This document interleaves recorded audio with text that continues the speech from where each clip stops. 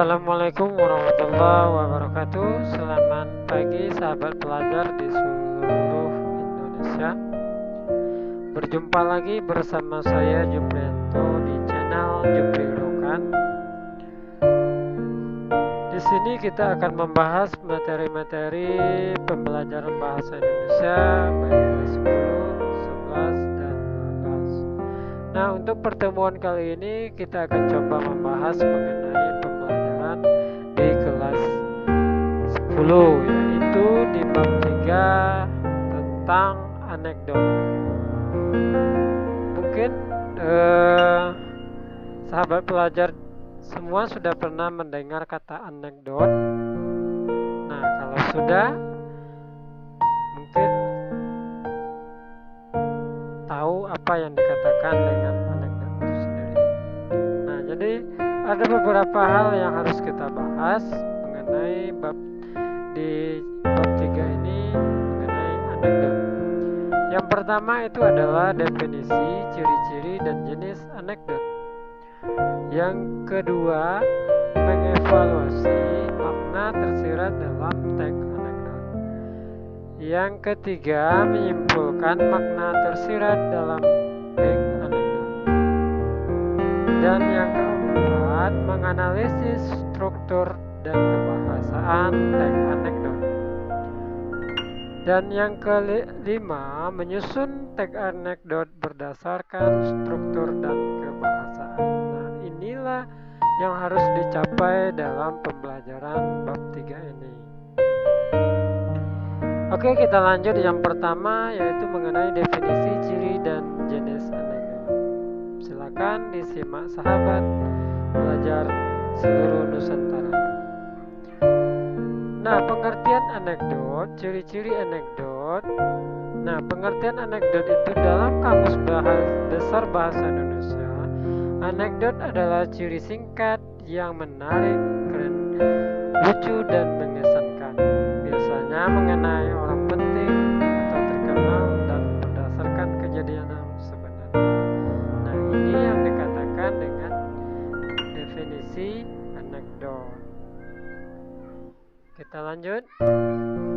Sedangkan ciri-ciri anekdot itu, yang pertama adalah menceritakan orang penting, menyindir, menggelitik, mengandung humor, memiliki tujuan tertentu, kisah menyerupai dongeng, cerita terhubung umum dan realistis. Nah, ini yang merupakan ciri-ciri dari teks anekdot.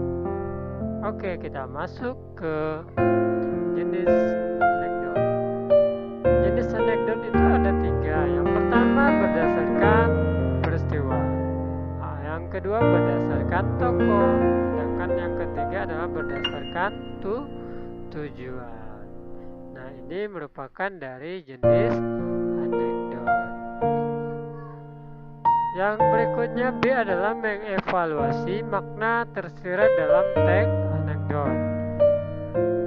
Mendata pokok isi anekdot. Cara mengidentifikasi makna tersirat anekdot. Nah, mendata pokok-pokok isi anekdot. Yang pertama kita harus membaca teks anekdot dengan seksama. Yang setelah kita baca, kita harus mengidentifikasi pokok-pokok isi teks anekdot dengan cermat. Nah, jadi kita cari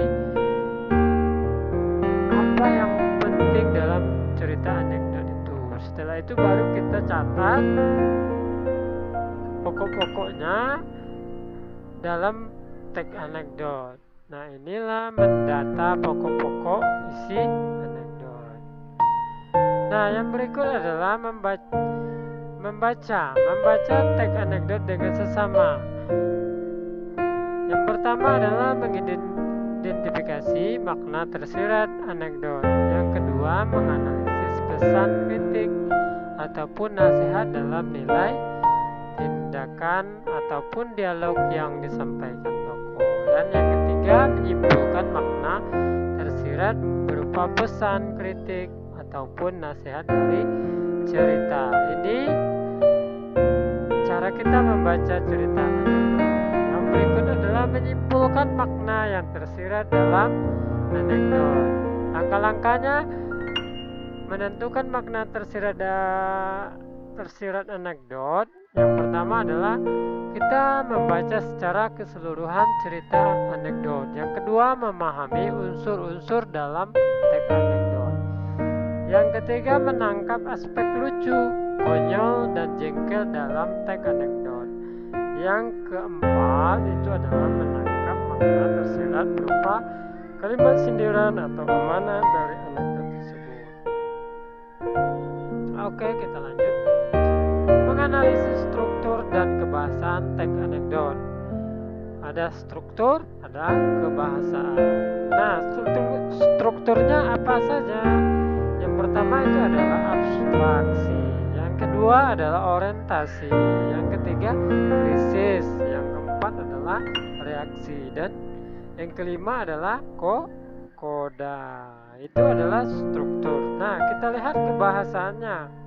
Kebahasaannya yang pertama itu adalah menggunakan kalimat tanya, menggunakan konjungsi waktu, menggunakan kalimat retorasi, menggunakan kalimat imperatif, menggunakan kalimat seru. Nah, inilah merupakan kebahasaan yang terdapat dalam anekdot.